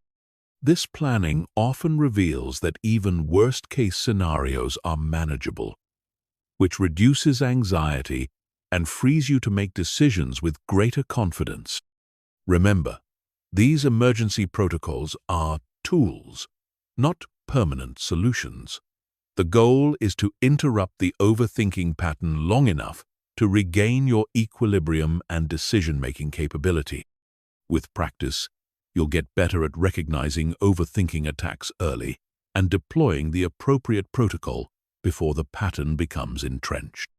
The key is having these protocols ready before you need them. Write them down, practice them during calm moments, and make them as automatic as possible. When you're in the middle of an overthinking attack, you won't have the mental clarity to figure out what to do. You need to rely on prepared responses that you can execute without additional analysis. Chapter 11. Retraining your decision. Making muscles. Your decision-making ability is like a muscle that's been weakened by years of overthinking. Just as you wouldn't expect to run a marathon after months of sitting on the couch, you can't expect to make confident, quick decisions immediately after years of analysis paralysis.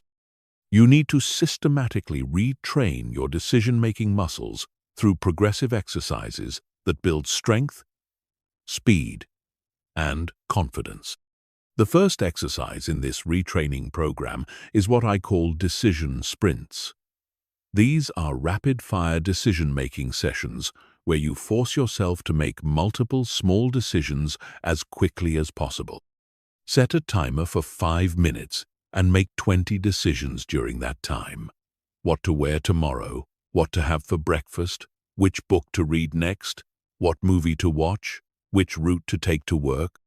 The key is speed, not perfection. You're not trying to make optimal choices, you're trying to build the neural pathways that support quick decision-making.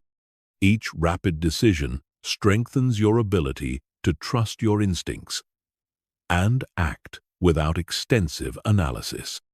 Start with decisions that have minimal consequences. If you choose the wrong shirt or breakfast, the impact on your life is negligible. This low-stakes environment allows you to practice decision-making without the fear and anxiety that typically trigger overthinking. As you build confidence with small decisions, you can gradually apply the same speed to larger ones. The second exercise is option elimination training. Instead of trying to choose the best option from many possibilities, practice systematically eliminating options until only one remains. This approach is often easier psychologically because elimination feels less risky than selection. For example, if you're choosing a restaurant, start by eliminating cuisines you're not in the mood for, then eliminate places that are too expensive or too far away. Then eliminate places with poor reviews. Usually, this process leaves you with one or two clear choices, making the final decision much easier. This technique works because elimination uses different mental processes than selection. When you're eliminating options, you're focused on what you don't want, which is often clearer than what you do want. When you're selecting options, you're trying to predict future satisfaction, which involves much more uncertainty and analysis. The third exercise is constraint training. Deliberately impose artificial constraints on your decisions to make them easier and faster. Give yourself a budget limit, a time limit, a geographic limit, or any other boundary that reduces the number of variables you need to consider. For instance, if you're choosing a vacation destination, constrain yourself to places within a 4-hour flight, or places that cost less than a specific amount, or places you can visit during a particular season. These constraints dramatically reduce the complexity of the decision while still preserving meaningful choices. Constraints are powerful because they eliminate what researchers call choice overload. When you have too many options, your brain struggles to process them effectively and often defaults to avoiding the decision altogether. Constraints create what psychologists call satisficing, choosing the first option that meets your criteria rather than trying to find the perfect option. The fourth exercise is deadline training. Practice making decisions within artificially imposed time limits that gradually decrease over time. Start by giving yourself 1 hour to make decisions that you would normally spend days considering. Then reduce it to 30 minutes, then 15 minutes, then 5 minutes. This progressive reduction forces your brain to become more efficient at processing decision-relevant information while filtering out irrelevant details. You learn to focus on what truly matters, rather than getting lost in minor considerations that don't significantly impact the outcome. The key is to start with a time frame that feels challenging but achievable, then gradually reduce it as your confidence grows. If you currently spend 3 days deciding whether to attend a social event, start by limiting yourself to 3 hours, then 1 hour, then 30 minutes. The fifth exercise is gut check training. Before making any decision, take a moment to notice your immediate, instinctive reaction to each option. What does your gut tell you? What feels right? What creates excitement versus anxiety? Then compare this gut reaction to your analytical assessment. Over time, you'll likely discover that your gut instincts are remarkably accurate. often more so than your analytical conclusions. This happens because your intuition processes vast amounts of information unconsciously, drawing on patterns and experiences that your conscious mind can't easily access. Start tracking the outcomes of decisions made primarily through gut instinct versus those made through extensive analysis. Most people are surprised to discover that their intuitive decisions often turn out better than their carefully analyzed ones. The sixth exercise is past decision analysis. Review major decisions you've made in the past and categorize them based on how much time you spent analyzing them before acting. Then honestly assess the outcomes. Did the decisions you spent more time analyzing turn out better than the ones you made quickly?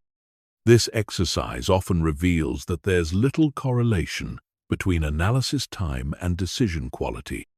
In fact, many people discover that their quick decisions turned out better because they were based on clearer priorities and stronger instincts before doubt and complexity clouded their judgment. This analysis helps build confidence in your natural decision-making ability and reduces the fear that quick decisions lead to poor outcomes. It provides evidence that extensive analysis doesn't necessarily improve results and may actually make them worse. The seventh exercise is decision momentum building.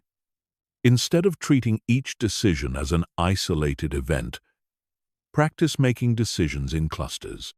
When you successfully make one quick decision, immediately make another one while you're still in decisive mode. This capitalizes on what psychologists call behavioral momentum, the tendency for actions to build on themselves. When you're in action mode, it's easier to continue acting. When you're in analysis mode, it's easier to continue analyzing. By clustering your decisions, you can maintain momentum and avoid falling back into overthinking patterns. The eighth exercise is confidence calibration. After making quick decisions, predict how confident you'll feel about the choice in 1 week. Then actually check back in a week and assess your actual confidence level. This helps you understand that confidence in decisions often grows over time as you see positive results or adapt to whatever outcomes occur. Most people discover that they feel more confident about their quick decisions after living with them for a while, even when the outcomes aren't perfect. This happens because taking action creates a sense of agency and control that analysis alone cannot provide. The ninth exercise is social decision-making. Practice making group decisions quickly by taking the lead in suggesting options and moving toward consensus rapidly. Instead of endlessly discussing where to go for dinner or what movie to watch, practice saying, "How about we try that new Italian place?" Or, "I vote for the action movie. Anyone strongly opposed?" This builds your confidence in making decisions that affect others and helps you develop the skill of reading group dynamics quickly rather than trying to achieve perfect consensus. Most people appreciate someone who can help move group decisions forward efficiently. The final exercise is decision documentation. Keep a simple log of the decisions you make using these techniques, noting the method used, the outcome, and how you felt about the process.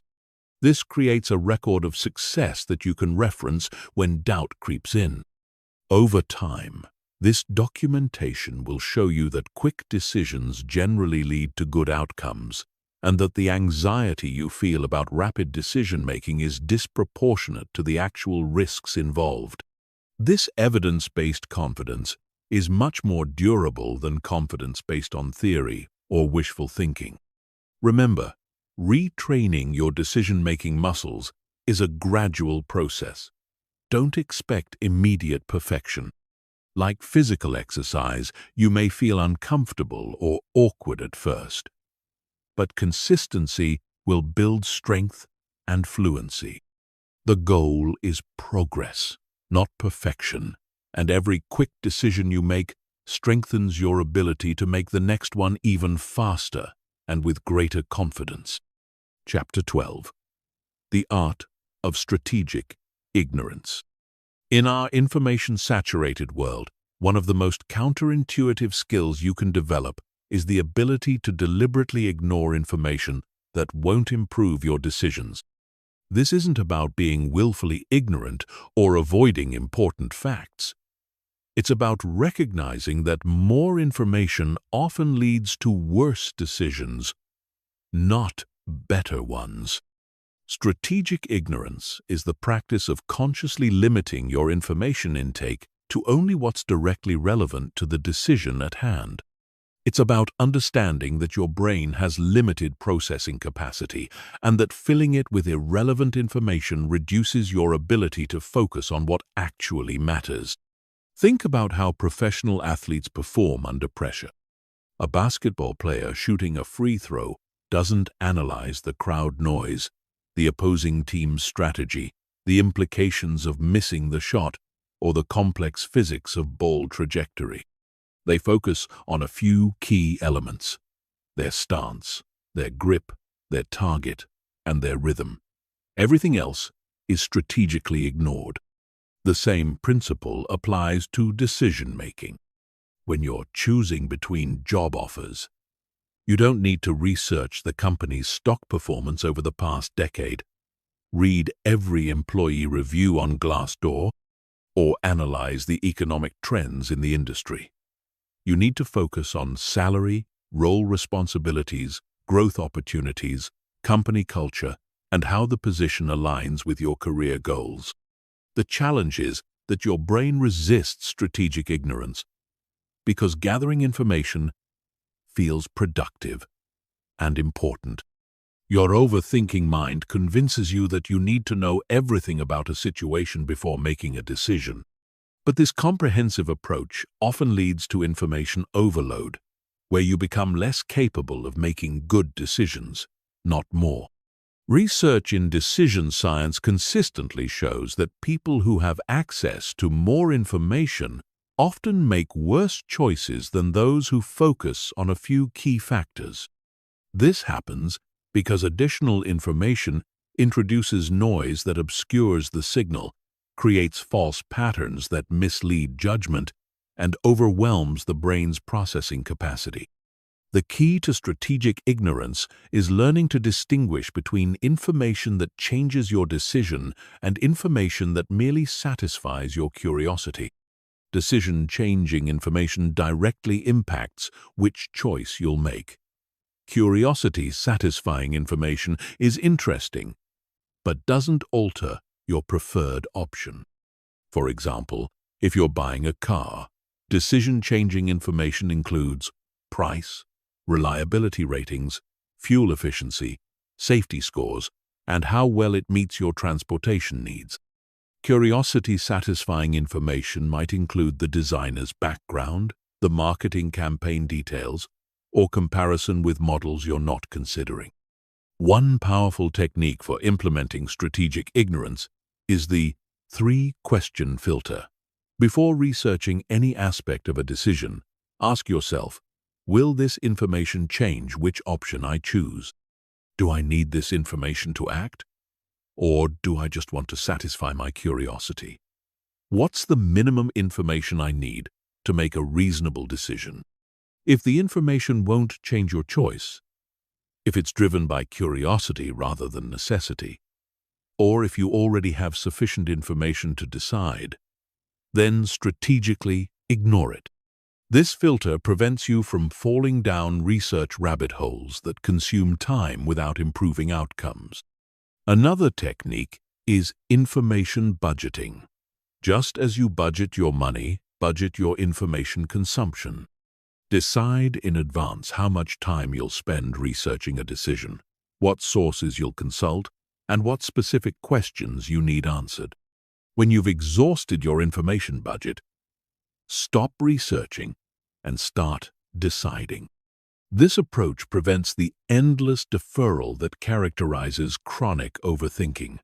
Your brain can't keep moving the goalposts because you've predefined what constitutes adequate research. It also forces you to prioritize the most important information rather than trying to learn everything about every aspect of the situation. Strategic ignorance also means avoiding information that increases anxiety without improving decisions.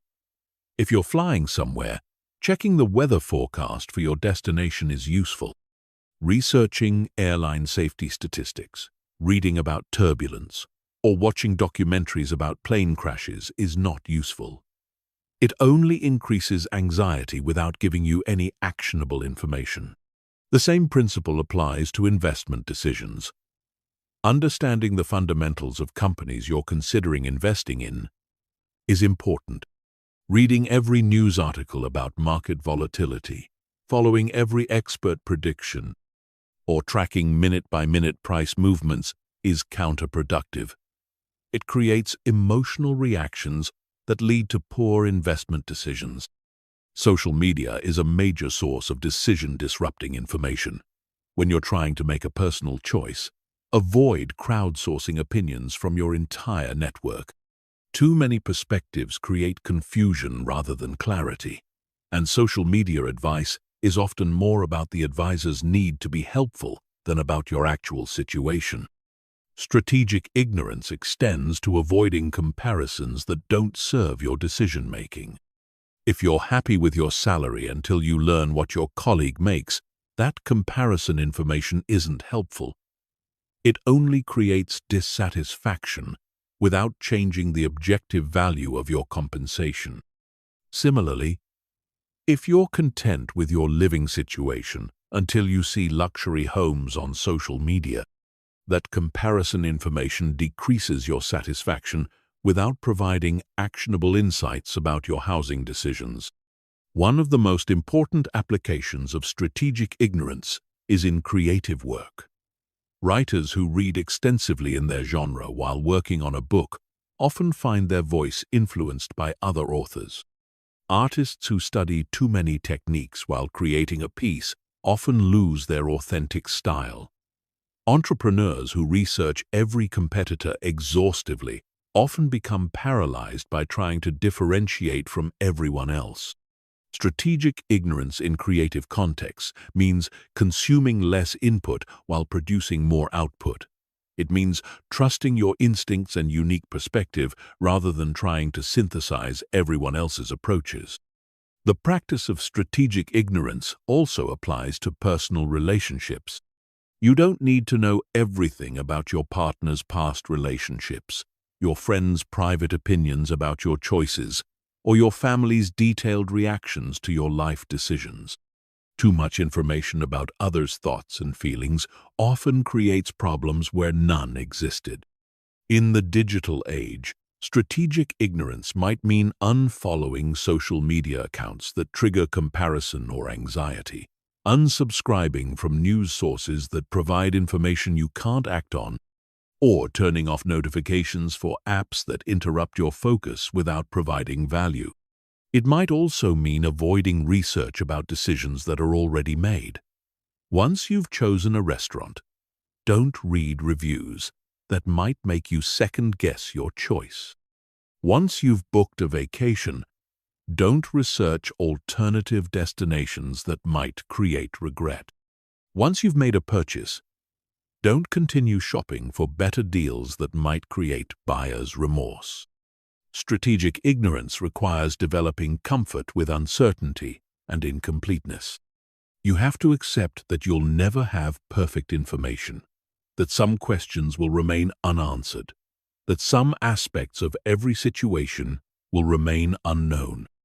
This acceptance is liberating because it frees you from the impossible burden of trying to know everything before acting.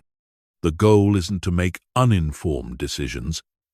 It's to make well-informed decisions without being overwhelmed by irrelevant information.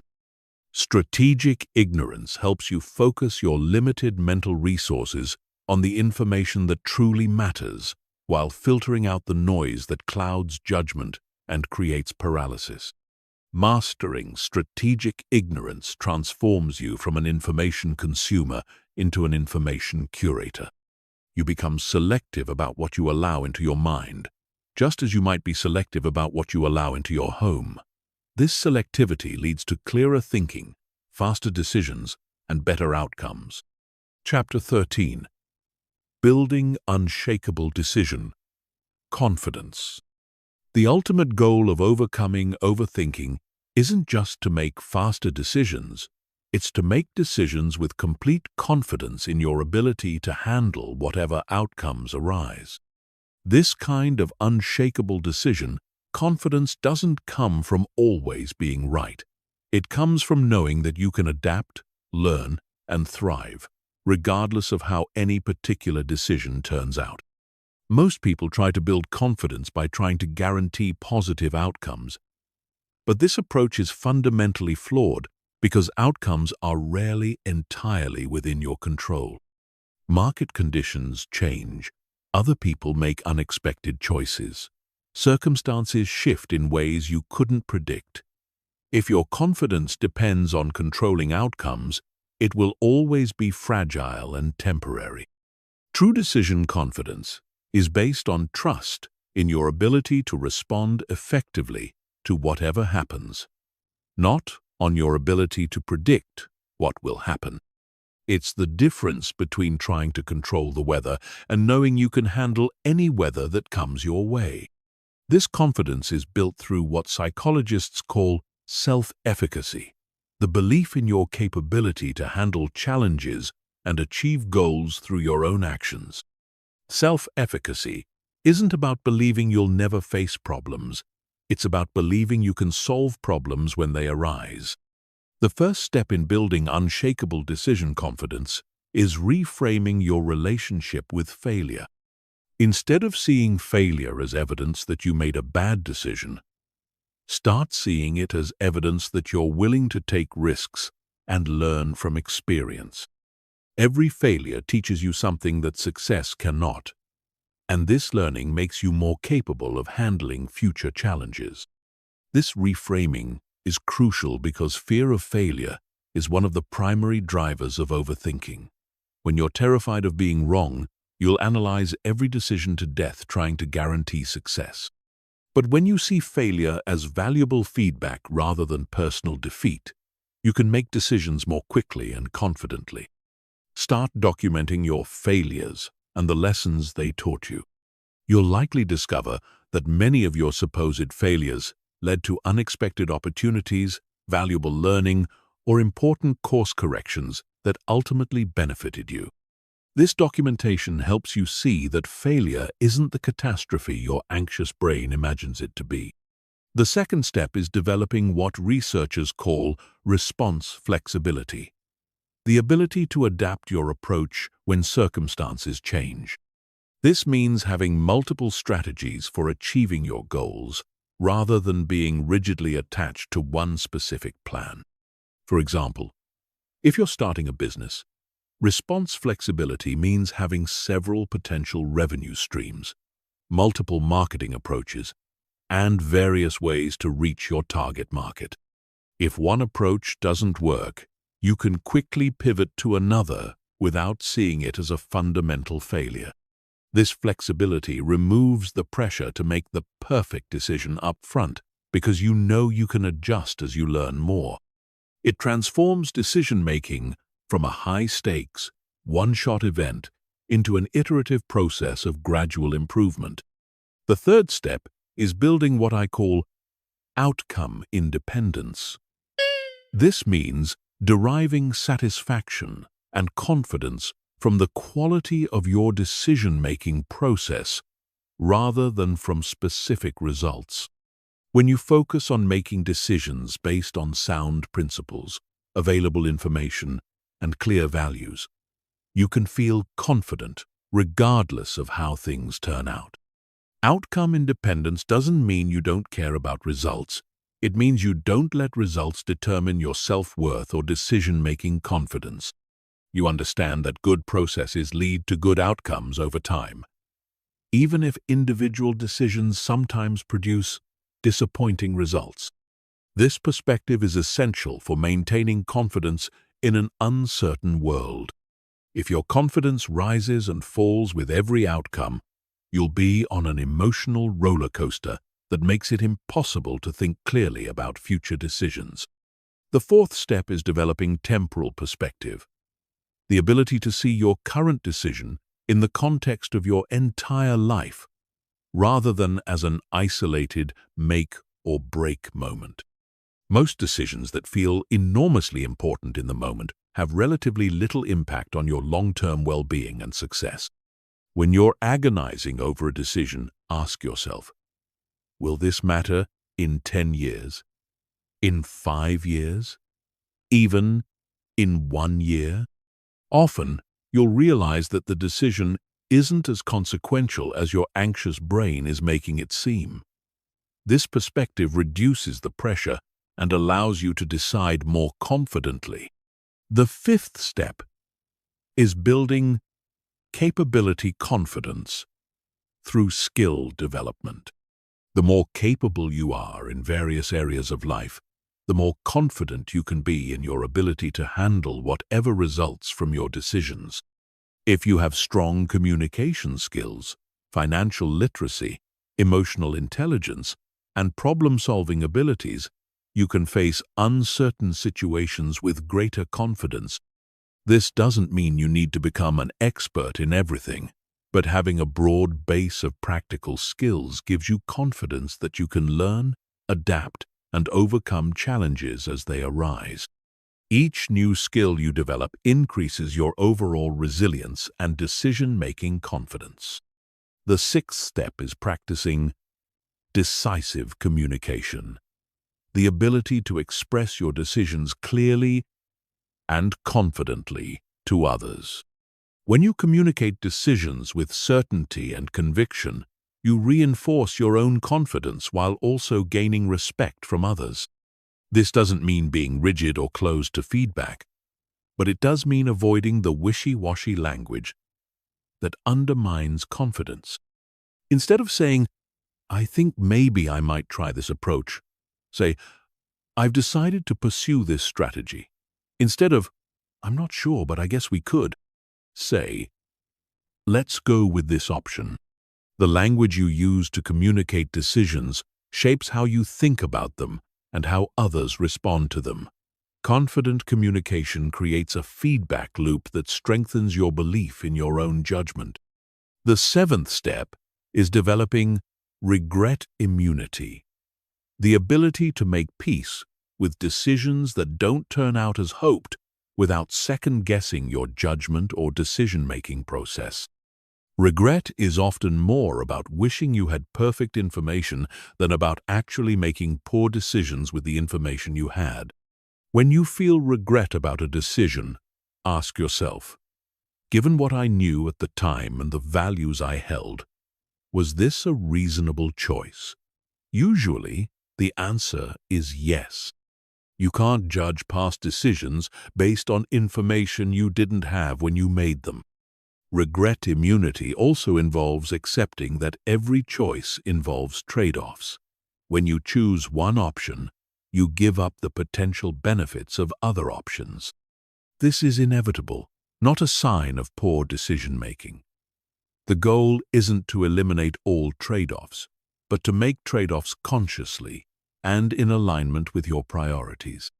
The eighth step is building decision momentum by celebrating the act of deciding itself, regardless of outcomes. Every time you make a decision quickly and move forward, acknowledge that accomplishment.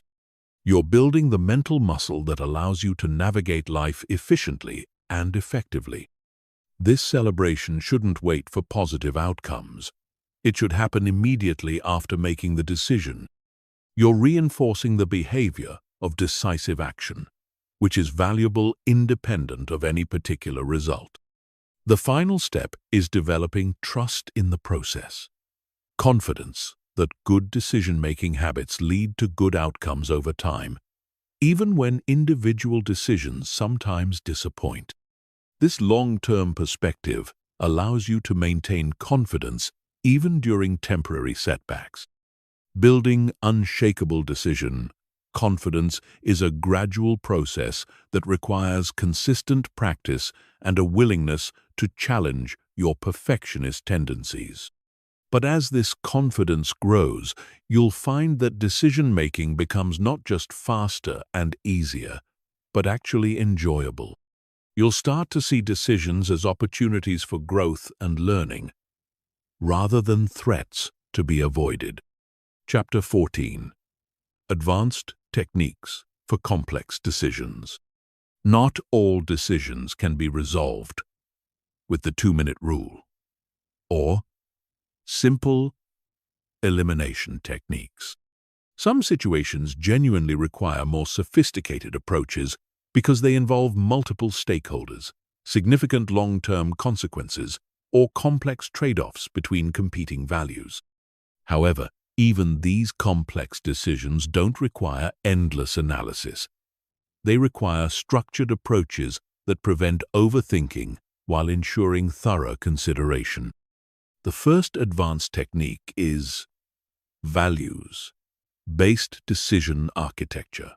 This approach starts by clarifying your core values and using them as the primary filter for evaluating options. Instead of trying to optimize for every possible variable, you focus on which choice best aligns with what matters most to you fundamentally.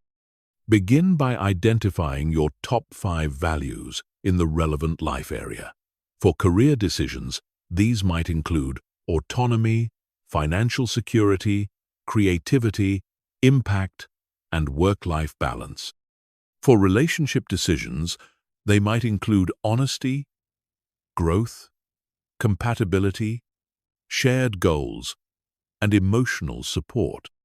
For major purchases, they might include quality, sustainability, practicality, aesthetics, and cost-effectiveness.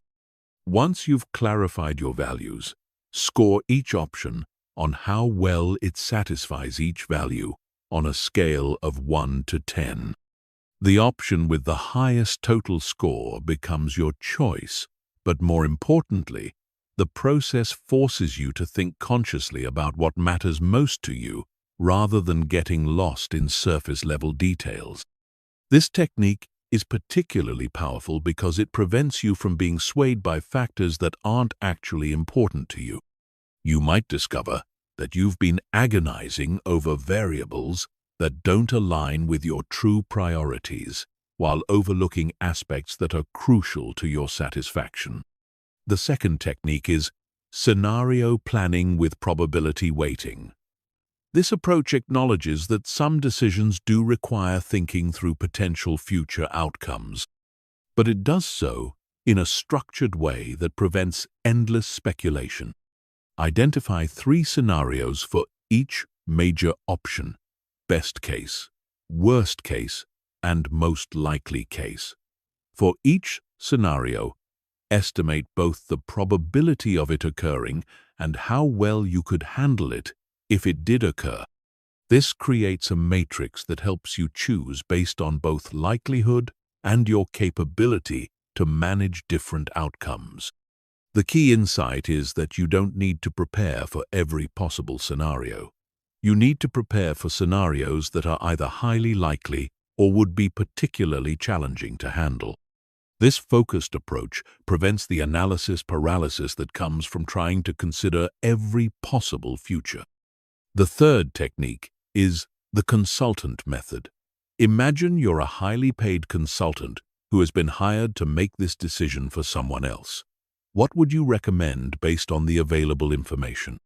This mental shift often provides clarity because it removes the emotional attachment and perfectionism that cloud your judgment about your own decisions. Consultants are expected to make recommendations based on incomplete information within tight timeframes.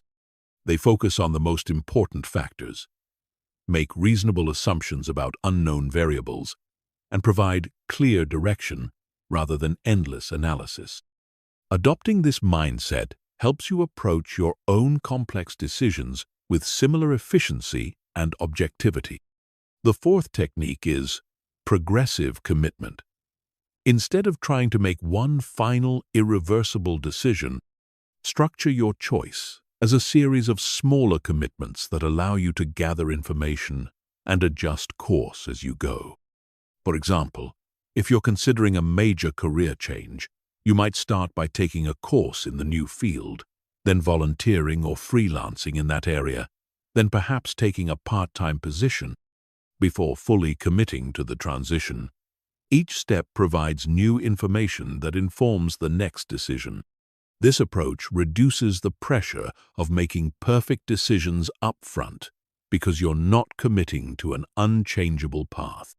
You're creating a series of decision points that allow you to adapt based on experience rather than speculation.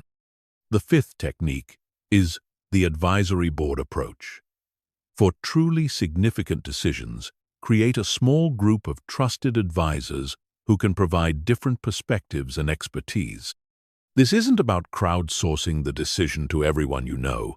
It's about strategically seeking input from people whose judgment you respect and whose expertise is relevant. Choose advisors who represent different viewpoints and areas of knowledge. For a business decision, you might consult someone with industry experience, someone with financial expertise, and someone who knows you well personally. Give them specific information about your situation and ask for their recommendation, not just their analysis. Set a specific timeline for gathering this input, perhaps 1 week, and then make your decision based on the advice you've received. This prevents the endless consultation that can turn advisory input into another form of analysis paralysis. The sixth technique is asymmetric risk analysis. This approach focuses specifically on decisions where the potential upside and downside are significantly different. Some choices offer limited upside, but catastrophic downside risk, while others offer enormous upside with manageable downside. For each option, ask yourself, what's the worst realistic outcome and how would I recover from it? And what's the best realistic outcome and how likely is it? Choices with manageable downside and significant upside become obvious priorities, while choices with catastrophic risk require much more careful consideration. This analysis often reveals that your anxiety about a decision is disproportionate to the actual risks involved. Many opportunities that feel scary actually have limited downside with substantial upside potential. The seventh technique is the regret minimization framework, popularized by Amazon founder Jeff Bezos. Project yourself forward to age 80 and imagine looking back at this decision. Which choice would you be most likely to regret not trying? This long-term perspective often clarifies decisions because it shifts focus from short-term comfort to long-term fulfillment. Many people regret chances they didn't take more than they regret chances that didn't work out as hoped. The eighth technique is cost of delay analysis. For decisions you've been postponing, calculate what continued indecision is actually costing you. This includes opportunity costs, ongoing stress, relationship impacts, and the compounding effects of not moving forward. Often, the cost of delaying a decision exceeds the cost of making an imperfect decision and adjusting course later. This analysis can provide the motivation needed to choose action over analysis. The ninth technique is the premortem process. Before finalizing a complex decision, imagine that you've implemented your choice and it has failed completely. What are the most likely reasons it failed? What warning signs would you have ignored? What could you have done differently? This exercise helps you identify potential problems while you still have time to address them or choose a different path. It's more productive than endless worry because it focuses on specific, actionable insights rather than general anxiety. The final technique is decision, documentation, and review. For your most important decisions, Write down your reasoning, the factors you considered, the alternatives you rejected, and your expected outcomes. Review these documents periodically to learn from your decision-making patterns. This documentation serves multiple purposes. It prevents you from second-guessing decisions based on information you didn't have at the time. It helps you identify which factors are most predictive of good outcomes. And it builds confidence in your decision-making ability by showing you that your reasoning was sound even when outcomes weren't perfect. Remember, these advanced techniques are tools, not requirements. The goal is still to make good decisions efficiently, not to make perfect decisions eventually. Even complex decisions benefit from clear deadlines, decisive action, and the willingness to adapt based on new information, rather than trying to predict every possible outcome in advance. Chapter 15. Living the Decisive Life. The transformation from chronic overthinker to decisive action taker isn't just about changing how you make individual choices. It's about fundamentally restructuring how you move through the world. When you truly master decisive living, every aspect of your life improves. Your relationships become more authentic, your career progresses faster, your health improves, and your overall satisfaction increases dramatically. Living decisively means operating from a default of action rather than analysis. Instead of asking, "Should I do this?" you ask, "Why wouldn't I do this?" Instead of looking for reasons to hesitate, you look for reasons to move forward. This shift in default thinking accelerates every area of your life because you spend more time implementing and less time deliberating. This doesn't mean becoming reckless or impulsive. Decisive living is about making thoughtful choices quickly and then committing fully to those choices. It's about trusting your judgment, embracing uncertainty, and having confidence in your ability to handle whatever outcomes arise from your decisions. One of the most profound changes you'll experience is in your relationships. When you stop overthinking every interaction, you become more authentic and present with others. You say what you mean what you say, and you don't spend hours afterward analyzing every word choice or facial expression. This authenticity is magnetic. People are drawn to individuals who are comfortable with themselves and confident in their communication. Your relationships deepen because you're able to be vulnerable and honest without constantly second-guessing yourself or managing impressions. Decisive living also transforms your approach to opportunities. While others are analyzing and researching, you're taking action and learning from experience. This gives you enormous advantages in every competitive situation, from job markets to business opportunities to personal relationships. You become known as someone who gets things done, who can be counted on to move projects forward, who doesn't get stuck in planning phases that never lead to execution. This reputation opens doors and creates opportunities that simply aren't available to chronic overthinkers. Your career accelerates because you're willing to take calculated risks that others avoid. You apply for stretch positions, propose innovative projects, and volunteer for challenging assignments. While your colleagues are determining whether they're ready for these opportunities, you're gaining experience that makes you even more qualified for the next level. The compound effect of decisive action is extraordinary. Each quick decision leads to faster learning, which leads to better judgment, which leads to more confidence, which leads to even quicker decisions. This positive feedback loop accelerates your personal and professional growth in ways that careful planning simply cannot match. Your stress levels decrease dramatically when you stop carrying the mental burden of unmade decisions. The anxiety that comes from perpetual indecision evaporates when you develop the habit of choosing quickly and moving forward. You sleep better, think more clearly, and have more energy for the things that actually matter. Decisive living also improves your physical health.